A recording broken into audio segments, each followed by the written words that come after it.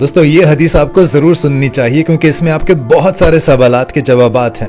ایک دیہاتی شخص آپ صلی اللہ علیہ وآلہ وسلم کی خدمت میں حاضر ہوا اور عرض کرنے لگا، یا رسول اللہ صلی اللہ علیہ وآلہ وسلم، اگر آپ اجازت دیں تو میرے پاس چند سوالات ہیں جو میں ایک ایک کر کے آپ کے سامنے عرض کرنا چاہتا ہوں۔ اجازت ملنے پر اس دیہاتی شخص نے پہلا سوال آپ صلی اللہ علیہ وسلم سے پوچھا، یا رسول اللہ مجھے بتائیے اگر میں رزق کی کشادگی چاہوں تو مجھے کیا کرنا چاہیے؟ تو نبی کریم نے ارشاد فرمایا کہ ہمیشہ باوضو رہو۔ پھر اس شخص نے پوچھا، یا رسول اللہ صلی اللہ علیہ وآلہ وسلم، میں چاہتا ہوں کہ لوگ مجھے اچھا سمجھیں۔ تو آپ نے ارشاد فرمایا کہ لوگوں کو نفع پہنچاؤ۔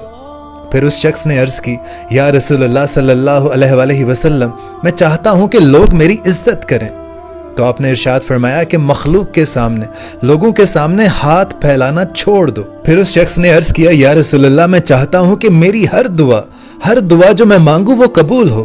تو نبی کریم نے ارشاد فرمایا کہ حرام کھانا چھوڑ دو۔ پھر وہ شخص عرض کرنے لگا، یا رسول اللہ صلی اللہ علیہ وآلہ وسلم، میں چاہتا ہوں کہ روز قیامت میں اللہ تعالیٰ سے تمام گناہوں سے پاک حالت میں ملوں۔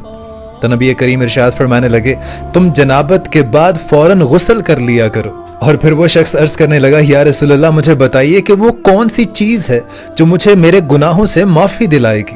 تو نبی کریم ارشاد فرمانے لگے، تمہارے آنسو، تمہاری عاجزی اور تمہیں جو بیماریاں لگتی ہیں وہ تمہیں گناہوں سے معافی دلائیں گی۔ اور پھر وہ شخص عرض کرنے لگا، یا رسول اللہ مجھے بتائیے کہ اللہ کے غصے کو کیا چیز ٹھنڈا کرے گی؟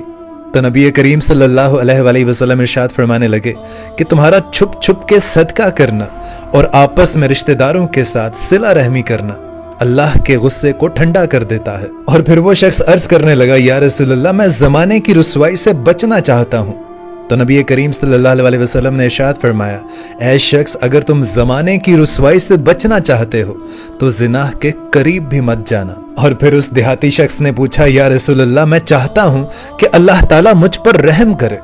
تو نبی کریم صلی اللہ علیہ وسلم نے ارشاد فرمایا کہ اگر تم چاہتے ہو کہ اللہ تم پر رحم کرے تو تم اللہ کی مخلوق پر رحم کرو۔ پھر وہ شخص عرض کرنے لگا، یا رسول اللہ میں چاہتا ہوں کہ اللہ تعالیٰ قیامت کے دن میری پردہ پوشی کرے۔ تو نبی کریم صلی اللہ علیہ وسلم نے ارشاد فرمایا کہ اے شخص اگر تم چاہتے ہو کہ اللہ تعالیٰ قیامت کے روز تمہارے گناہوں پر پردہ ڈال دیں، پردہ پوشی کریں، تو تم دنیا میں لوگوں کی پردہ پوشی کرو۔ اور پھر آخری سوال اس دیہاتی نے پوچھا، یا رسول اللہ میں چاہتا ہوں کہ میں آپ کی بارگاہ میں اور اللہ کی بارگاہ میں محبوب بن جاؤں۔ تو نبی کریم صلی اللہ علیہ وآلہ وسلم ارشاد فرمانے لگے کہ اے شخص اگر تم بارگاہ میں مقبول ہونا چاہتے ہو، محبوب ہونا چاہتے ہو تو نیک لوگوں میں اٹھو اور بیٹھو۔ سبحان اللہ۔ دوستو اس حدیث پاک میں تقریباً تمام زندگی کے وہ پہلو ہیں جن پر ہمیں غور و فکر کرنا چاہیے۔ زیادہ سے زیادہ شیئر کیجیے گا۔ جزاک اللہ۔